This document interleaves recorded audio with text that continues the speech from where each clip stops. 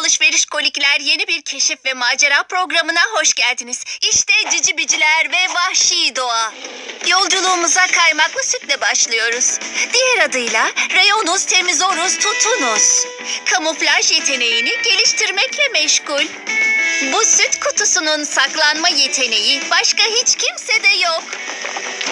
Şimdi de sırada son derece ateşli olarak bilinen Dost Tost var. Diğer adıyla Tostus Fena Yanarus. Bakın avını nasıl da sabırla takip ediyor.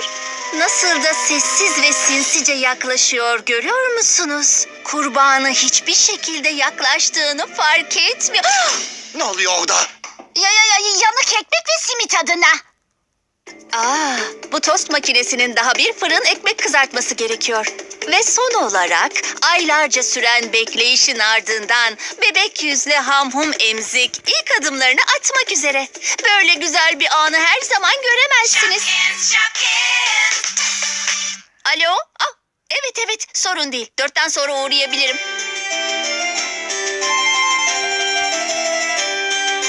Harika, o zaman görüşürüz. Şimdi kapatmam lazım.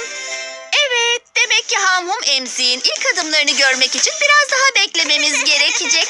Bu akşamlık bu kadar sevgili seyirciler. Sonra görüşürüz.